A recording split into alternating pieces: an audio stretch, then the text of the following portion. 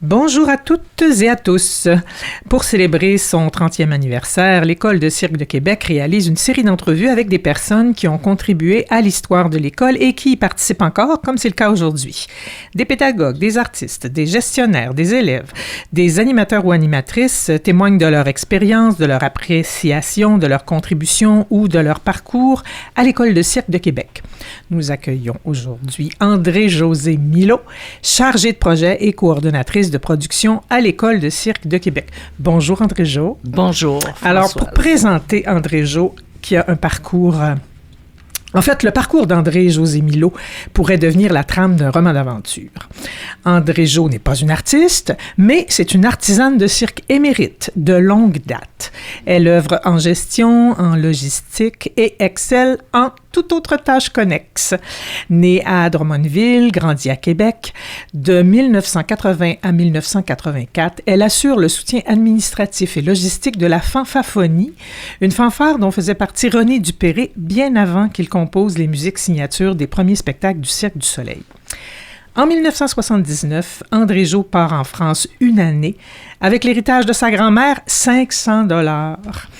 Là-bas, le nouveau cirque prend diverses formes et elle y rencontre Pierre Houbidon, fondateur du cirque punk Archaos. Elle est manœuvre au Cirque Bidon, qui encore aujourd'hui se déplace avec des roulottes tirées par des chevaux, et elle tourne sous chapiteau avec le cirque Gulliver. Elle a conduit des camions, fait de la régie, de l'affichage et toute autre tâche connexe.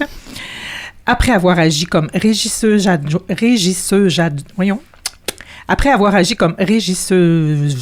et adjointe à la direction artistique et en tournée avec le Cirque du Soleil, elle devient, entre autres fonctions, adjointe à la direction administrative et artistique et chargée de projet aux côtés de Guy Caron pendant les débuts de l'École nationale de cirque de Montréal.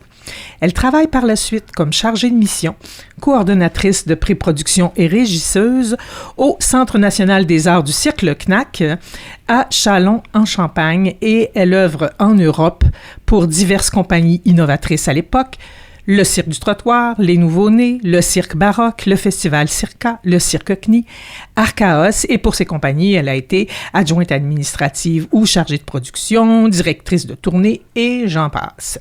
De 1998 à 2004, André-Jo travaille en Europe comme directrice de production pour plusieurs compagnies, notamment Nickel Chrome. En 2024, elle revient s'établir à Québec, dans la capitale nationale, où elle coordonne les productions de l'Aubergine et fait partie, avec Paul Vachon, de l'aventure du festival Rempart Clownesque.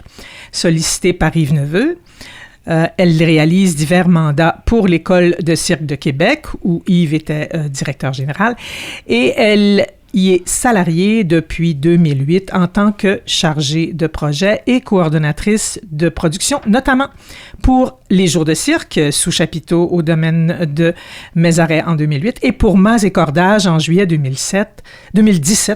On en reparlera plus amplement. André-Jo a été formatrice en gestion de carrière de 2010 à 2015, directrice de production pour le théâtre à tempo de 2018 à 2022.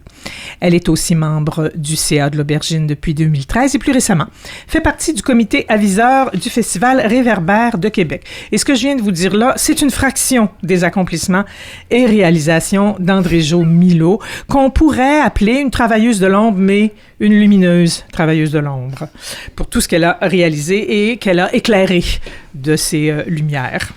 Alors, André-Jo, je voulais faire attention de ne pas me tromper. C'était pas.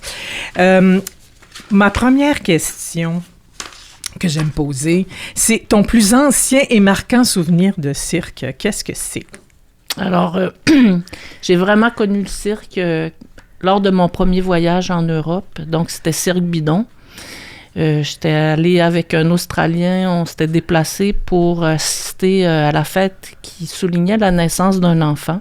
Donc, on est arrivé, il y avait des chevaux, il y avait les roulottes en bois, il y avait un méchoui qui pendait à un arbre pour faisander en attendant le grill. Okay. Et puis, j'ai connu à ce moment-là Pierrot qui s'appelait Bidon, là, tout le monde l'a connu sous ce nom-là, et que j'ai continué à revoir tout au long de ma carrière, jusqu'à son décès. OK. Puis qu'est-ce qu'on voyait comme spectacle au Cirque Bidon? Alors, il jouait sous le plus grand chapiteau de l'univers, la Voie lactée. Ah.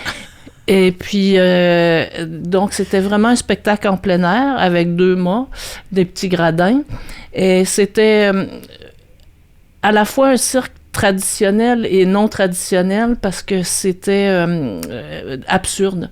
Il y avait beaucoup d'absurdité dans ce cirque-là. Il y avait quelques performances physiques, mais c'était plutôt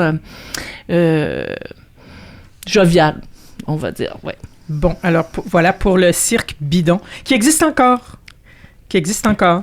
D'ailleurs, tu m'as mentionné avant l'entrevue, s'il y en a qui veulent voir de quoi a l'air maintenant le Cirque Bidon. Oui, dans la série En marche du monde, qui est animée par Samian sur TV5, dans la saison 1, épisode 4, c'est sur le Cirque Bidon. Et la première image, on voit la première roulotte avec un monsieur avec des grands cheveux blancs, une grande barbe blanche. Et c'est Pierrot qui était... François, c'est-à-dire, qui était déjà là en 79 quand je les ai rencontrés. Voilà, alors pour ceux qui veulent avoir une image en mouvement. Donc, tu es revenu au Québec, bon, après un périple européen. Tu es revenu au Québec en 2004. Là, on a skippé une grande partie de ta vie. Mais en 2004, tu reviens pour travailler avec l'Aubergine pour le festival Rempart Clownesque. Oui, quand je me séparais, j'avais eu un poste permanent en France, mais je me demandais si j'allais rester en France ou pas. Et puis, j'ai appelé quelques personnes au Québec, dont Paul Vachon, que je connaissais depuis toujours. Il m'a fait décider de revenir à Québec plutôt qu'à Montréal ou ailleurs au pays, parce que c'est certes qu'il y avait moins de travail, mais il y avait moins de gens pour le faire. Et dans les premières années de mon retour, j'ai fait beaucoup de contrats à la pige pour lui. Et il a créé Rempart Clownesque, qui est un festival de clowns qui a eu seulement une édition, mais qui a été marquant parce qu'on a réussi à faire venir des gens d'Europe. Il y a des gens d'un peu partout qui sont venus. Il y a eu des rencontres vraiment très chaleureuses et beaucoup de discussions sur l'art clownesque et en marge du cirque, là. On parlait de cirque aussi.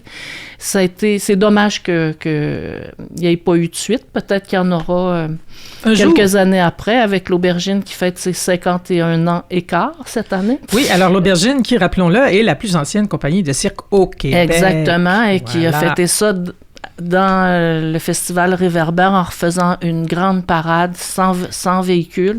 Donc, qu'avec des humains, des clowns, ils ont ressorti des différents costumes, des différentes productions, théâtre et rue de l'Aubergine. Ça a été un moment marquant dans le festival Réverbère de cette année. Donc, ça, c'est ton retour à Québec. Ouais. Maintenant, quand tu as commencé, à travailler à l'école de cirque, des mandats là, à la pige, avant d'arriver à l'école de cirque de Québec, tu avais travaillé avec Guy Caron à la structuration de l'École nationale de cirque de Montréal. Au CNAC, tu avais fait un emploi, plusieurs fonctions similaires. Guy Caron, il dirigeait à une époque les 2 écoles. Donc, lui, il faisait la navette entre Montréal et Châlons. Et comme j'étais son bras droit, je me suis mis à faire la navette moi aussi. Il t'a pris dans ses bagages. Oui. On peut dire ça. Puis j'assurais le suivi du beurre de pinot pour ses petits déjeuners. D'accord. Donc, ça veut dire que quand tu es arrivé à l'école de cirque, une école de cirque, tu connaissais déjà ça quand tu es arrivé ici à Québec? Oui, puis je connaissais Yves Neveu depuis... fort longtemps, depuis 89-90. C'est un ancien clown. Moi, je l'avais connu plus au niveau... c'est un ami à moi qui logeait chez lui lors de...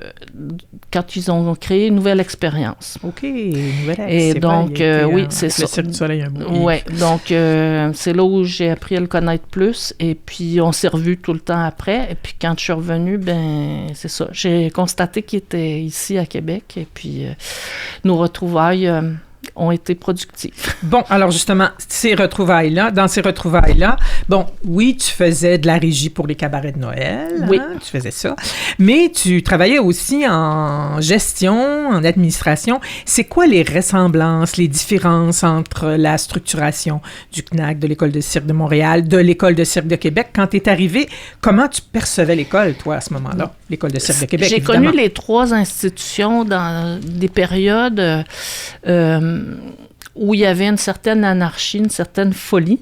Donc, c'est lors de la création de ces différents lieux où on voulait faire de la formation en cirque. Donc, ça diffère complètement du cirque traditionnel où les formations se font en famille.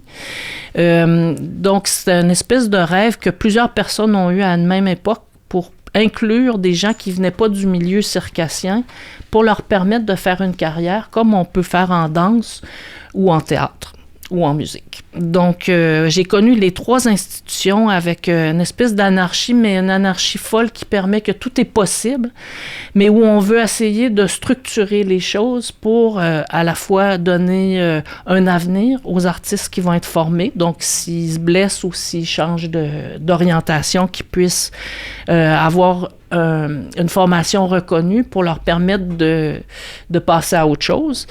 Et puis, une certaine structuration, entre autres, pour l'École nationale, puis pour l'École à Québec, que le programme soit reconnu pour que les étudiants puissent avoir des prêts-bourses, puissent avoir un soutien, en même temps qu'ils ont la reconnaissance de leur diplôme.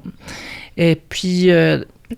donc, on a structuré. Puis, ce que je constate dans les 3 établissements, c'est que la structuration et nos technocraties dans les différents pays font que ça rend les formations et les élèves, ça les force à rentrer dans des plus petites cases, ce qui est aberrant pour le cirque, puisque l'origine du cirque, on sait que c'est une piste de 13 mètres pour permettre aux chevaux de galoper. Et c'est rond! Et c'est rond. Et là, on nous demande de rentrer tout dans des petites cases carrées nommées. Donc, je constate la même chose dans les 3 établissements, c'est qu'il y a une espèce de folie qui va peut-être revenir, ressurgir. Donc, on assistera peut-être à cette nouvelle étape-là pour arriver à convaincre les technocrates et les donneurs de subventions de faire une place à la folie, parce qu'il faut une certaine folie pour faire du cirque. Il n'y a pas un être normal qui jonglerait 8 heures par jour ou qui ferait du trapèze ou qui ferait des saltos. Oui, d'ailleurs, petite parenthèse, tu m'avais parlé de Philippe Goudard qui a écrit un livre sur la médecine du cirque qui s'intéresse plus à la anatomie, morphologie, physiologie des artistes de cirque. Mais tu penses qu'il y aurait matière à faire une autre étude sur le côté plus psychologique, hein? Oui, c'est mon rêve que quelqu'un au doctorat fasse l'étude des caractéristiques qui sont reliées à chaque discipline de cirque. Juste à titre d'exemple, un jongleur doit être obsessif-compulsif, sinon il va échapper. Donc, il faut qu'il soit obsessif-compulsif pour répéter jusqu'à temps qu'il arrive à jongler avec ses 3, 5, 7 balles. Et il doit avoir des caractéristiques comme ça pour toutes les disciplines de cirque, j'en suis certaine. Donc, c'est ça. Oui. Alors, avis aux chercheurs. Voilà un beau sujet. Voilà un beau sujet. Donc, revenons à la structuration des écoles de cirque. Bon, comment on fait ça, un programme pour des élèves en cirque? Je veux dire, bon, là, on est au niveau collégial. On s'entend que les programmes auxquels tu as travaillé, c'était pour des diplômes de niveau... l'obtention, en fait, de diplômes de niveau collégial. Bon, oui, il y a des cours de cirque, mais quoi d'autre?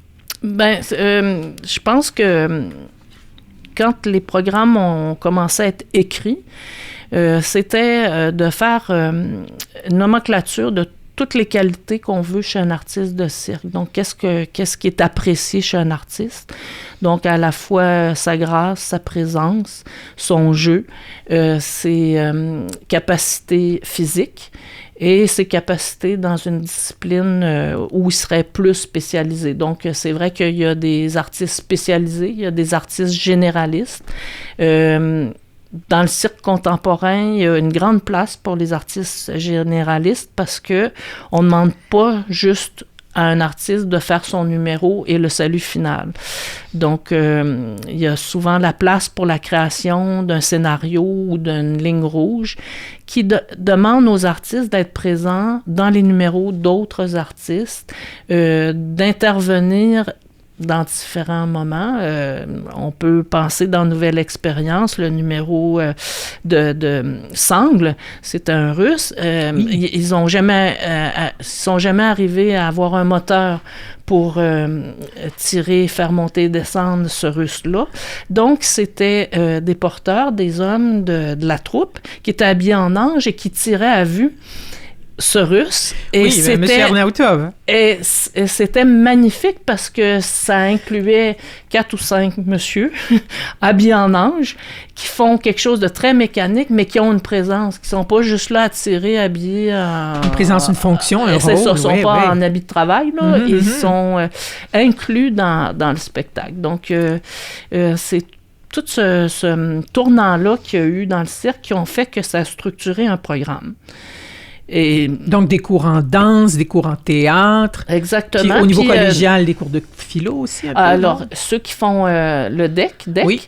font français philo, éducation physique, ils sont pas exempts. Malgré qu'ils fassent 30 heures ils doivent le passer, ce cours-là. Oui, c'est ça. Mais donc, c'était... Au départ, je me rappelle avec Guy Caron, quand on écrivait le programme, il voulait, tu sais, comme danse, que ça soit très général.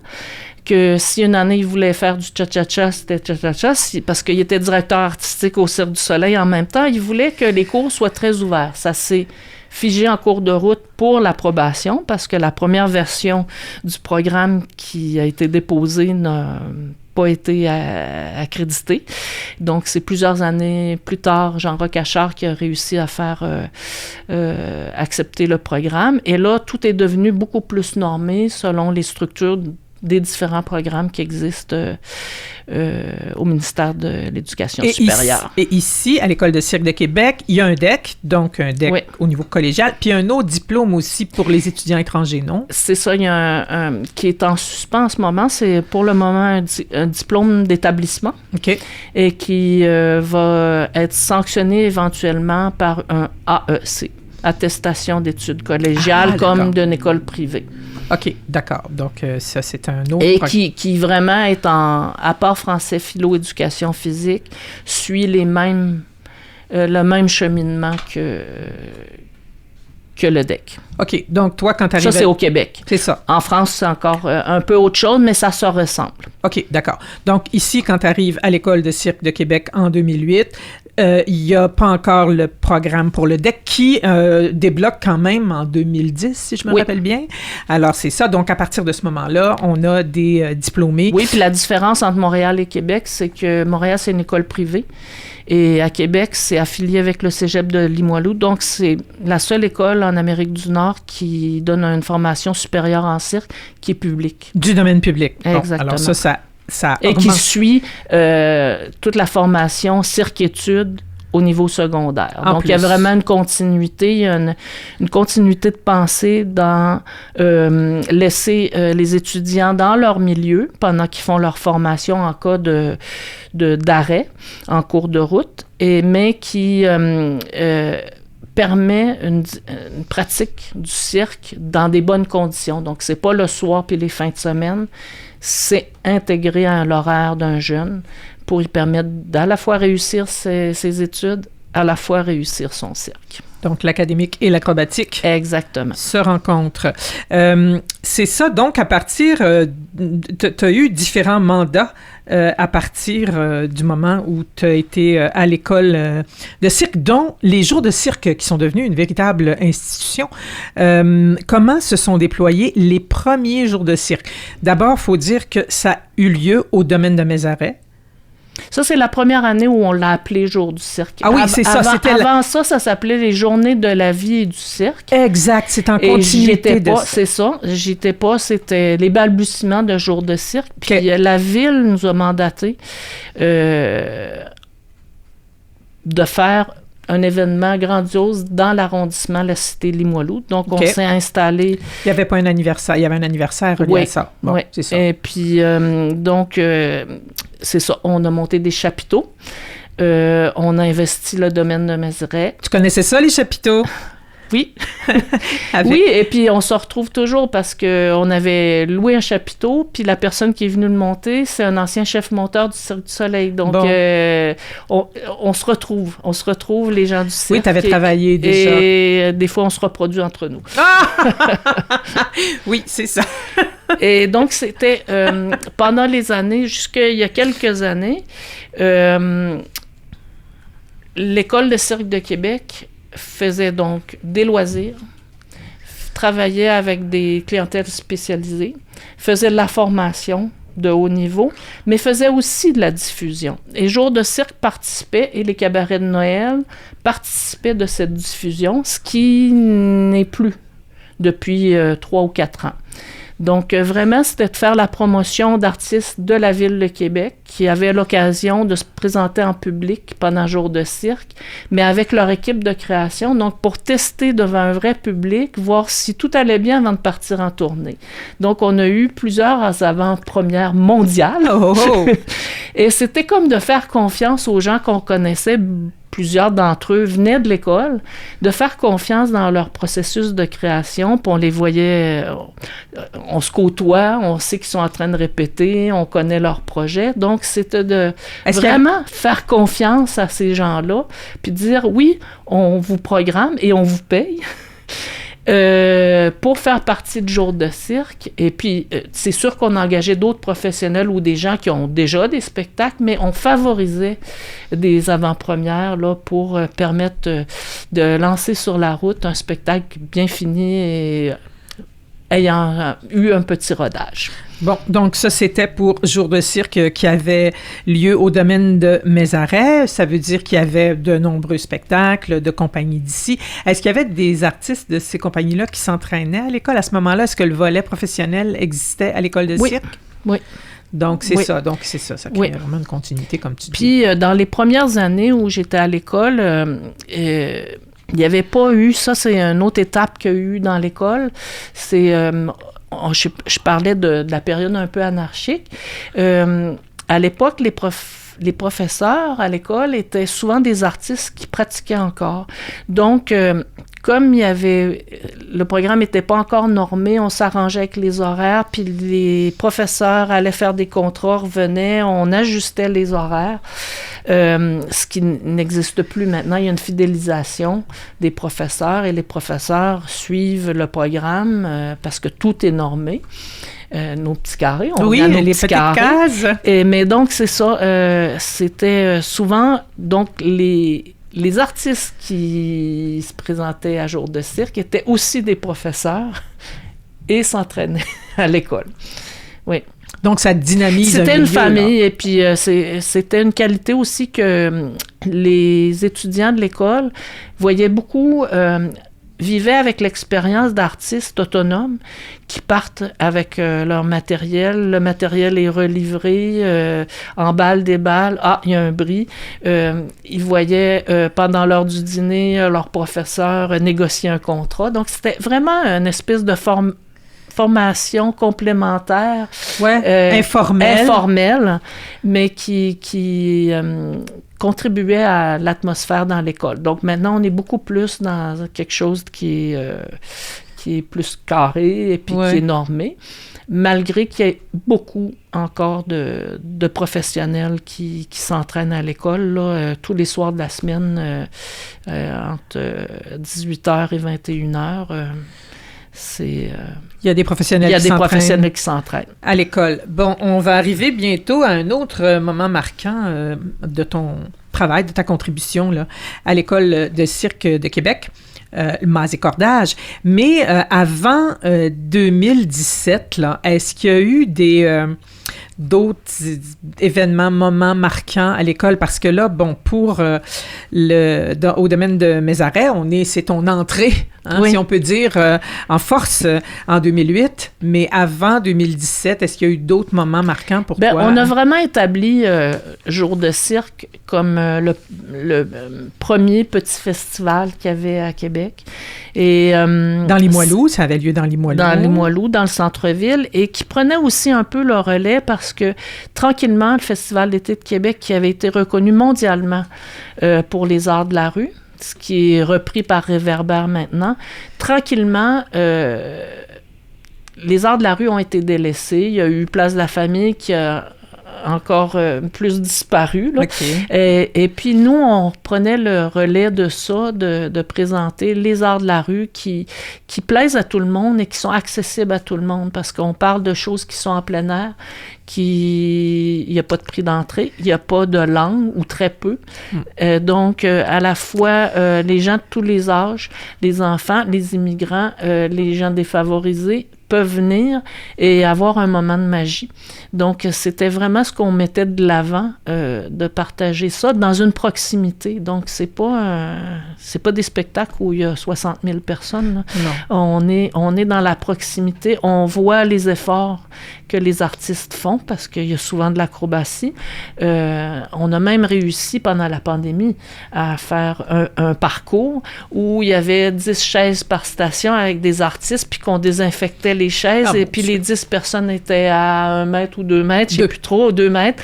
Et puis, on a réussi à faire du cirque, même pendant la pandémie. Donc, c'est vraiment un art qui est accessible, pour autant qu'il y ait des gens qui le pratiquent. Oui, puis qui a créé une dynamique dans la vie de quartier ici, à Limoilou, qui est quand même importante. Et qu'on a retrouvé, là, depuis les 2 éditions de Réverbère, on voit que les gens ont un attachement et que les parents qui amènent leurs enfants se rappellent de leur enfance et de ces traditions-là, et c'est un public averti. Bon, alors, Jour de cirque a eu lieu quand même pendant plusieurs années ici dans Limoilou. Et arrive un événement majeur entre le 17 et le 30 juillet 2017. Et cet événement-là s'appelle Mazécordage. Alors, c'est un événement qui a eu lieu en lien avec la FEDEC, la Fédération européenne des écoles de cirque. Et cet événement a réuni des étudiants de 10 pays: Argentine, Australie, Canada, Chili, Espagne, États-Unis, Finlande, France, Israël et Suisse. Il y a eu 20 candidats et candidates qui ont été sélectionnés parmi 55 candidatures reçues. Et il y a 2 spectacles pendant Mazécordage qui ont fait l'objet de 75 représentations en 13 jours. Alors, comment ça s'est passé? Ça a été quoi ton travail en amont de cet événement-là? Parce que là, ça vient de partout, ce monde-là. Oui, là. Mais la première idée, c'était que les grands voiliers se réunissaient à Québec.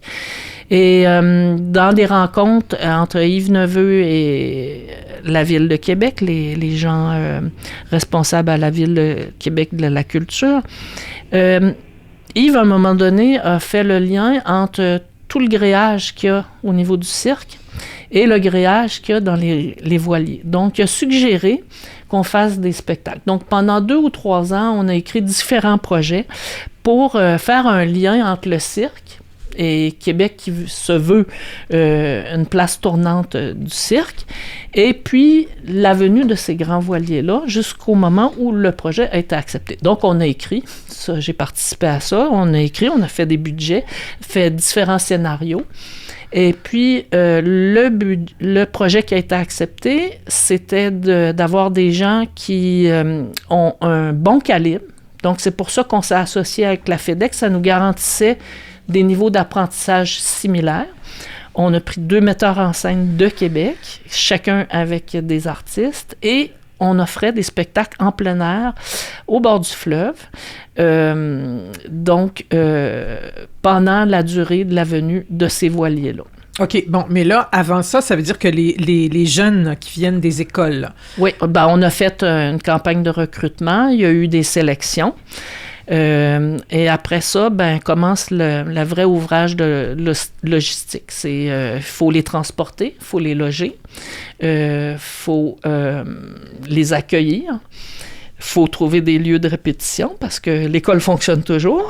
Oui. Donc, il n'y a pas la place pour qu'on puisse répéter 2 spectacles. Donc, ça a été toute une aventure.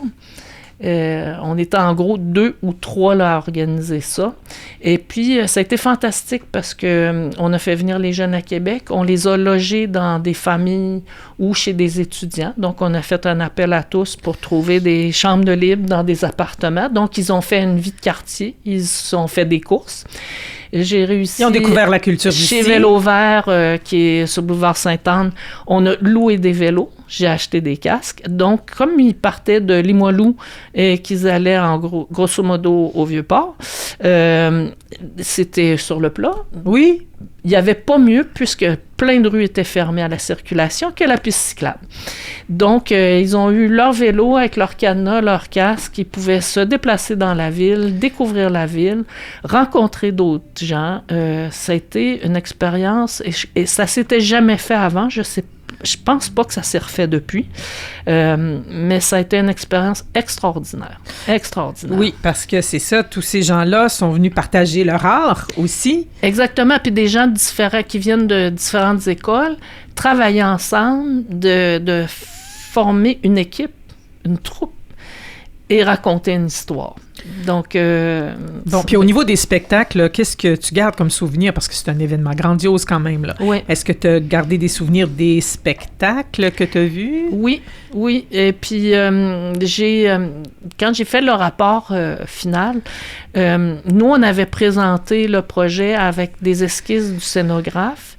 Et donc, le rapport final a été fait avec j'ai mis des photos à la fin, mais tout le rapport a été fait avec des illustrations. C'est la complicité, le mouvement, c'est de voir ces jeunes-là travailler ensemble avec une espèce de bonne humeur. Et tous les gens dans l'environnement de Québec. Robert Lepage était encore à la caserne. On avait fait les loges à la caserne. Il nous avait accueillis. Pour nettoyer les costumes, c'était des navettes en vélo cargo qui venaient à l'école, puis quelqu'un lavait les costumes, puis renvoyait ça aux loges. C'était vraiment là, plein de gens qui nous ont soutenus dans ce projet un peu fou. Ouais. Oui, c'est ça. Puis dans ce projet-là, est-ce que tu trouves qu'il y a des défis là-dedans qui ont été relevés de façon plus remarquable? Bon, l'accueil, ça, c'est sûr que c'est majeur, là. Mais tu sais, en termes de logistique, parce que là, vous avez comme créé de toutes pièces des lieux pour faire des spectacles. Oui, mais ça confirme comment le cirque est quelque chose d'universel, où les gens s'acceptent dans toutes leurs différences et de langue et se débrouillent pour communiquer et font un tout. C'est comme une fois que le spectacle est en route, chacun est responsable d'être dans la troupe et de la sécurité des uns et des autres. Et ça s'est fait instinctivement. Ça s'est fait... Donc, ça veut dire que c'est vraiment un trait de caractère du cirque. C'est dans l'ADN. De par le monde, c'est dans l'ADN. Cette collaboration-là, cette intime et proche collaboration entre les gens. Donc, c'est ça. Mas et cordage a quand même été quelque chose de majeur. Est-ce qu'il y a eu des répercussions de ça les années après, les années suivantes? On ne sait pas. Moi, je ne sais pas parce que je ne siège pas à la FEDEC. Okay. Je crois... J'ai pas entendu parler qu'il y avait eu un autre projet de cette ampleur-là, qui était quand même... un projet assez fou, hein? Oui, assez fou, puis coûteux, parce que juste les avions hébergés, il faut compenser, etc., là, c'était pas tout gratuit. Donc,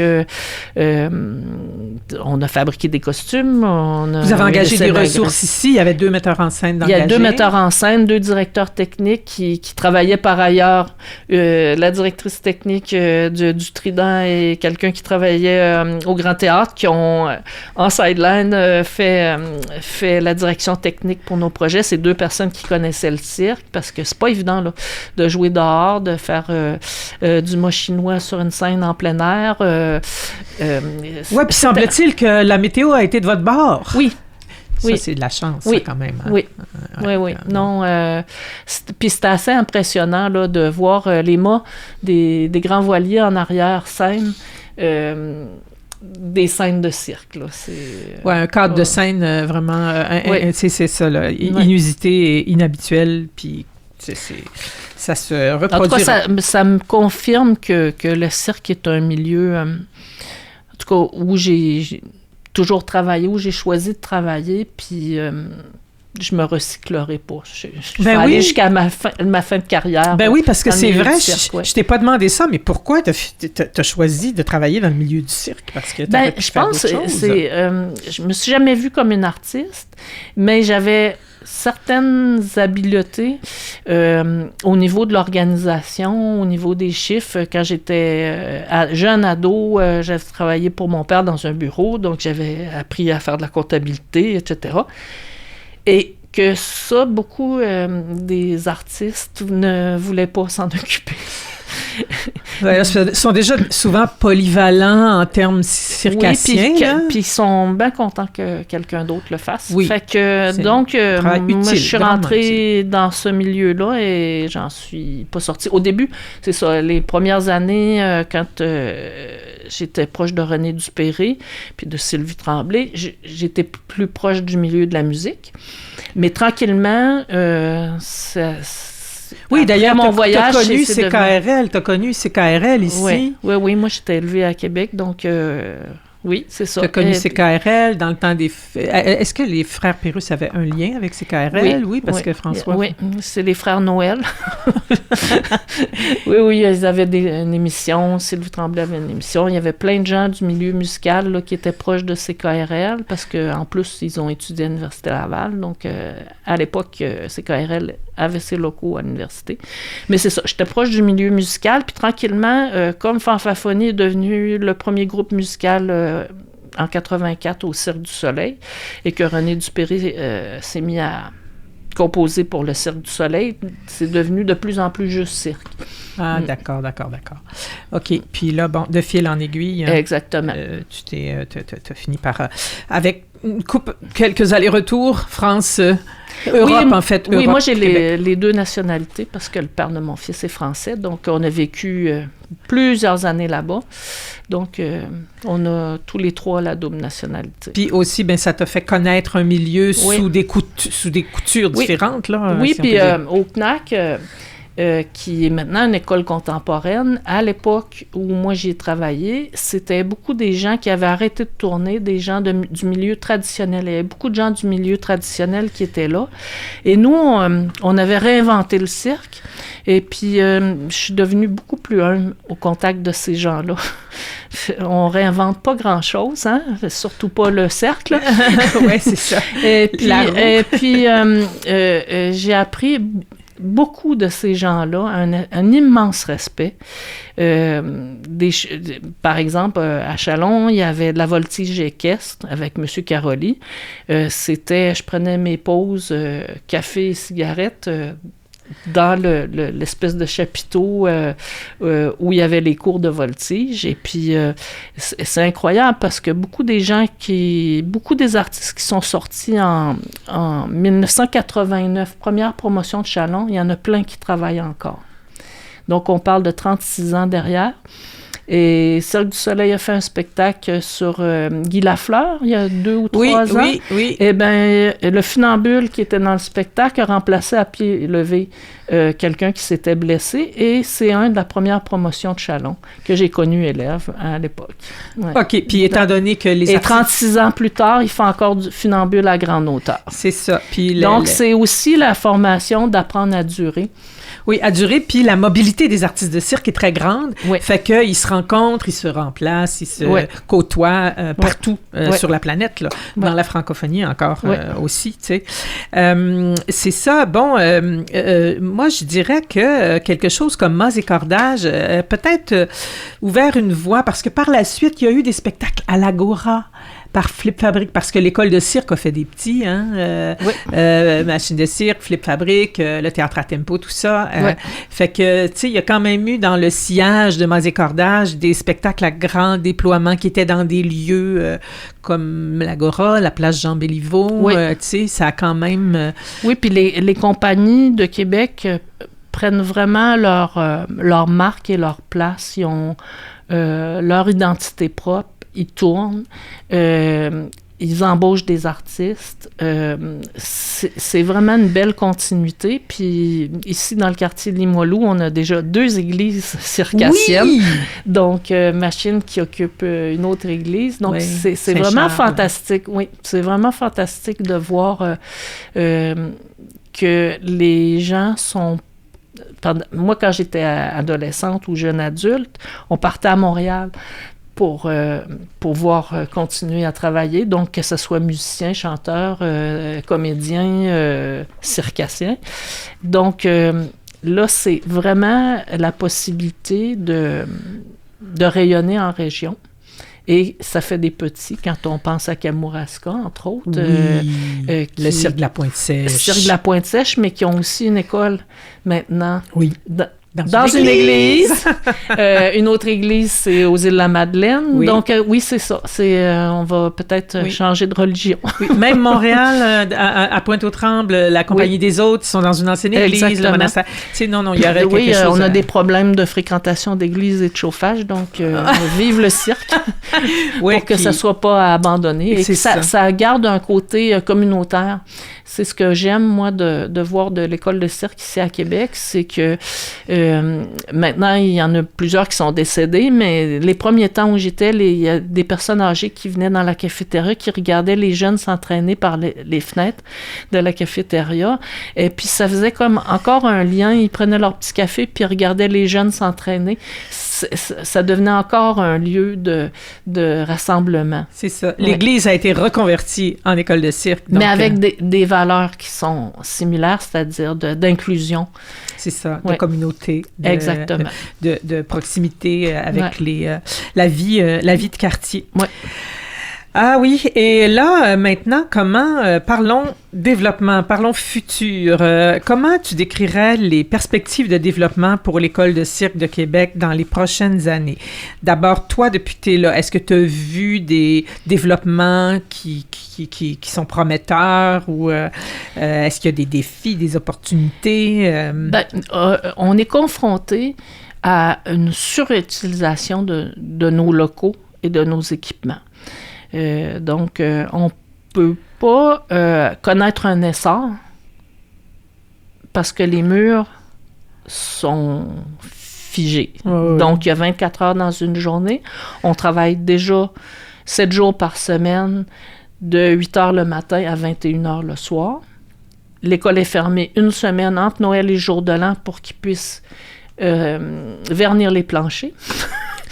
Donc, l'avenir appartient aux projets qui sont en cours. Donc, on a racheté l'ancien presbytère qui avait une voie communicante qui va donner des salles de cours, des salles théoriques, puis des salles pour des petits exercices, des équilibres ou des choses comme ça. Et puis, éventuellement, dans une autre étape future, un agrandissement côté 7e rue, parce que vraiment, on est limité par l'espace. Et le temps. Et puis, je pense que c'est important pour l'école qu'elle ait tout le volet loisirs et clientèle spécialisée parce que c'est les élèves de demain. Il faut à la fois entraîner notre public, notre futur public et donner envie à des futurs artistes. Donc, il faut que les gens des loisirs voient que c'est possible d'avoir une carrière parce qu'on a un taux de placement probablement plus... C'est presque 100% là, des étudiants qui sont dans le métier après, puis des années après. On parle des étudiants qui ont le DEC. Qui ont le DEC. Tout ça. Et ces étudiants-là, ils proviennent d'où? Est-ce que, tu sais, en termes de provenance, depuis que tu es arrivé, les étudiants qui viennent étudier à Québec, qui proviennent d'où? Est-ce qu'il y a des mouvements? Il y a toujours eu beaucoup d'étrangers parce que... Puis comment ça fonctionne quand un étranger vient étudier ici? La raison, si on a éventuellement plus d'étudiants québécois, et c'est ce qu'on veut, ce qu'on désire et on essaye de soutenir, c'est des écoles préparatoires. Parce que tu ne rentres pas un DEC en art du cirque en n'ayant jamais fait d'acrobatie et de différentes disciplines. Ça prend déjà donc, un bon niveau. Oui, on peut recycler des gens qui étaient en gymnastique et puis leur donner plus le côté formation artistique. Mais à la base, ça prend des compétences qui sont comme le ballet, c'est des années d'entraînement. C'est comme la musique. Quelqu'un ne rentrera pas au conservatoire de musique s'il n'a jamais joué d'un instrument. C'est illusoire. Donc, ça va être vraiment d'aider à structurer le réseau préparatoire pour augmenter le nombre de candidatures québécoises et à l'École nationale et à l'École de cirque de Québec. Donc, on a plusieurs étudiants qui viennent de l'étranger, beaucoup qui viennent de France parce qu'il y a des ententes au niveau de la formation professionnelle. Les Français sont considérés comme des Québécois, donc ils peuvent s'inscrire au cégep et payer le même montant de frais de scolarité. Donc, c'est accessible. C'est accessible. Ça augmente l'accessibilité. Ben, ils ont les billets d'avion et le logement, mais c'est accessible. Et ils ont accès à l'assurance maladie. Donc, c'est vraiment... des conditions optimales. Exactement. Et en France, il y a beaucoup d'écoles préparatoires et une école supérieure. Fait que c'est ça. Donc, on a plusieurs Ici, il y en artistes. A deux. Oui. Et on est bien reconnu. Donc, c'est sûr que la notoriété du Cirque du Soleil et de différentes compagnies, parce que nos compagnies comme Flip, comme Machine, ont tourné en Europe. Oui, et c'est oui. ça. Il y en a d'autres, là. Mais c'est ça. Mais c'est ça. Et au fil des années, et avec la FEDEC, l'école de cirque s'est fait une place, là. Une très bonne place, l'École de cirque de Québec. OK, donc c'est ça. Donc, il y a quand et même... même en Amérique du Sud, parce que moi, je me rappelle d'avoir fait visiter l'école à des Sud-Américains dans des pays qui pratiquent encore beaucoup la religion, puis ils n'en revenaient pas. Eux, ça se peut pas, une église qui est abandonnée et qui est recyclée. OK. Une église, ça ne s'abandonne pas. Non, ben, je veux dire, eux, ils sont encore à l'église chaque dimanche. OK. Oui. Ben oui, et donc, ils n'en revenaient pas, c'était bouche bée. OK. Ouais. Donc, c'est ça, ces étudiants étrangers-là qui arrivent.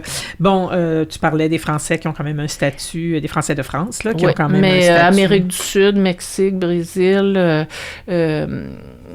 Belgique, Suisse... Puis ça, ces gens-là, ils vont devoir...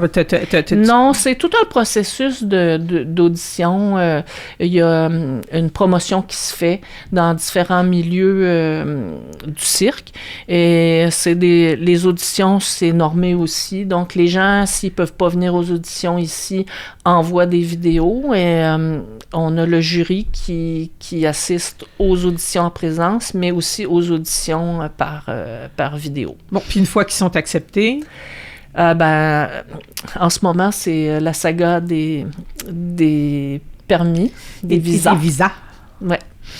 Ce qui est... en tout cas, on est dans une période, je sais pas là, je comprends pas. OK, ça, en tout cas, on passera à un autre sujet. Ne parlons pas de ce qui fâche, comme on dit. Oui. Ouais. Mais c'est ça, on est un milieu qui est universel, on l'a prouvé dans Moïse Cordage, et c'est normal qu'on a aussi des jeunes Québécois qui vont aller étudier ailleurs, chez Circus Circor, ou qui vont vouloir aller travailler. Il y en a qui sont en Mongolie. Ça rayonne de partout. Oui, en Afrique, partout. Revenons au lieu, parce que là, moi, j'étais comme propulsée à l'extérieur de ce que tu avais commencé à dire. Donc, c'est ça, on parlait des lieux qui ont besoin d'être agrandis. Donc, il y a des projets d'agrandissement pour l'école de cirque. Oui. Donc, une annexe. En fait, les bureaux du presbytère. Déjà, le presbytère, c'est en cours depuis plusieurs années, mais c'est ça, c'est une question de financement. Sans soutien de l'État, l'école n'aurait pas eu les 2 phases déjà qu'elle a eues pour la réfection et l'adaptation de l'église en lieu de pratique de cirque, ne serait-ce que tous les points d'attache qu'il y a au plafond pouvoir avoir, on a 15 ou 16 points d'attache là, sur les deux structures. Et puis, donc c'est ça, c'est une pratique qui demande des adaptations. L'école a déjà gagné un prix de réflexion en architecture lors de la première phase. C'est ça. Il y a d'ailleurs une entrevue avec 2 architectes là, qui ont contribué à la conversion de l'école de cirque. Et puis, donc, c'est la même corporation qui continue à travailler avec nous sur les projets en développement. Donc, c'est vraiment, il faut se précipiter lentement, comme j'ai appris dans le sud de la France. Oui.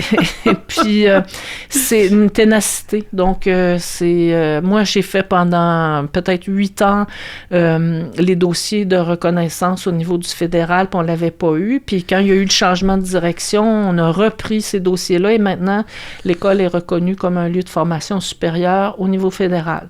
Donc, il faut vraiment... se précipiter lentement. Patience et persévérance. Oui, c'est ça. Les bœufs sont lents, mais la terre est patiente. On peut dire ça autrement. Oui, c'est ça. Donc, c'est ça. Et puis, les défis, c'est d'être justement persévérant. Oui. Puis il y a une continuité aussi dans la passation qui a été faite entre Yves Neveu et Tim Roberts. Comme Tim a été directeur pédagogique pendant une période, ça n'a pas été...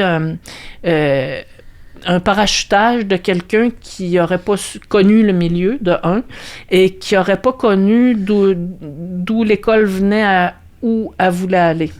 Donc, il y avait vraiment une continuité avec, c'est sûr, des changements. Là. Donc, on a arrêté la diffusion, tout le volet diffusion, pour se concentrer sur le volet formation. Et ça, c'est des choix qui sont faits pour la qualité, je pense, de vie là, du personnel. Mais il y a quand même la diffusion des spectacles de fin d'année. Oui, mais il n'y a plus la diffusion des professionnels. Donc, c'est ça. Ou les cabarets de Noël. Moi, c'était quelque chose que j'aimais beaucoup. Ça permettait d'engager des artistes de Québec qui décidaient de venir passer Noël en famille, mais qui faisaient encore un peu des sous, mais ça faisait aussi connaître l'école et ce qu'on fait auprès d'une clientèle corporative, parce que c'était surtout des parties de bureau qui venaient. Donc, on avait des groupes de différentes sortes de compagnies. Ça a contribué à la notoriété de l'école at large. OK. Puis, c'est ça. Est-ce que il y a... des souvenirs de l'école de cirque là, qui, spontanément, là, surgissent là, quand tu penses à toutes les années que tu as passées à l'école de cirque. Là, si je te demande ça, c'est quoi le premier souvenir de l'école? Dans l'église, peut-être? Je sais pas, moi, c'est beaucoup de fou rire, je crois. OK. Beaucoup de fou rire, beaucoup de moments cocasses où... faut faire avec, puis and the show must go on. Okay. Le spectacle continue. Okay. Et que, envers et contre tout, on continue à faire ce qu'on doit faire, surtout dans les productions, parce que des fois, il se passe des événements cocasses. Et en tout cas, un des moments marquants, c'est la première fois où j'ai vu les spectacles de loisirs. J'avais un fils de 8 ans à l'époque. Je suis venue au spectacle de loisirs, puis je voyais les plus petits qui faisaient le spectacle avec leurs parents habillés en noir, puis c'était des 4 ans, là. Et puis, j'avais une larme aux yeux. Ça me touchait que le parent soit obligé d'être impliqué, mais en tout cas, ça veut dire que t'apprécies d'être avec ton enfant, puis tu fais 1 heure de cirque avec ton enfant, c'est un lien. Mon fils qui a un père qui travaille dans le cirque, son père était tout le temps en tournée, il n'aurait pas pu vivre ça. OK. Et je trouvais ça fantastique. Ah, c'est un lien épidermique, là, c'est très solide. Un lien épidermique, ça, puis de voir aussi là, des petits-enfants de gens que je connaissais en Gaspésie qui venaient faire les camps d'été, venir rester chez un grand-parent à Québec, puis venir faire les camps d'été, et qu'on retrouve cette jeune fille-là qui travaille à l'école maintenant. C'est ça. C'est ça, une belle continuité. La magie, c'est comme... oui, c'est ça, c'est un virus agréable. Bon, pour terminer, oui. Quand en pré-entrevue, tu m'as parlé d'un projet qui tient à cœur, Paracirque. Oui. Alors là, on était sur la lancée du de projet oui. de développement pour l'école de cirque. Qu'est-ce que... Alors, Paracirque, c'est vraiment un projet à long terme. qui vise à développer le cirque tant au niveau des loisirs qu'au niveau professionnel pour des personnes qui sont en situation de handicap. Je ne sais pas à quelle vitesse on va pouvoir avancer là-dessus, mais se précipiter lentement. Exactement. Moi, je l'ai dans ma tête, c'est mon chant du cygne. On est plusieurs à l'école. Nous tenons à ce spectacle-là. Donc, c'est à la fois un projet à long terme. On a déjà des petites étapes qui ont été faites, mais c'est un projet à long terme qui va aussi demander des adaptations physiques pour accueillir des gens. Donc, il y a beaucoup de choses qui sont impliquées avec ça, mais ça se fait ailleurs et je crois que l'inclusion est un sujet à l'ordre du jour en ce moment. D'accord. Et puis, qu'est-ce que bon, alors ça, c'est ce que tu te souhaites pour le futur, pour ton futur à l'école de cirque. Et l'école de cirque, qu'est-ce que tu lui souhaites pour le futur? Ben, de continuer et puis que ces projets à long terme, donc de réfection du presbytère, d'agrandissement, voient le jour parce que l'école mérite d'avoir ces lieux-là pour pouvoir rayonner pleinement puis pratiquer pleinement toutes les disciplines et accueillir le nombre de personnes qu'elle veut. Bien, on va terminer là-dessus. Oui. Merci beaucoup, André Jo, et pour ton parcours exemplaire et ta contribution au rayonnement et toutes les réalisations qui touchent à l'école de cirque. Oui, mais je pense que les gens qui font du cirque ne pourraient pas faire autre chose, en gros. OK. Merci C'est encore. Un virus. Merci encore, André Jo. De rien.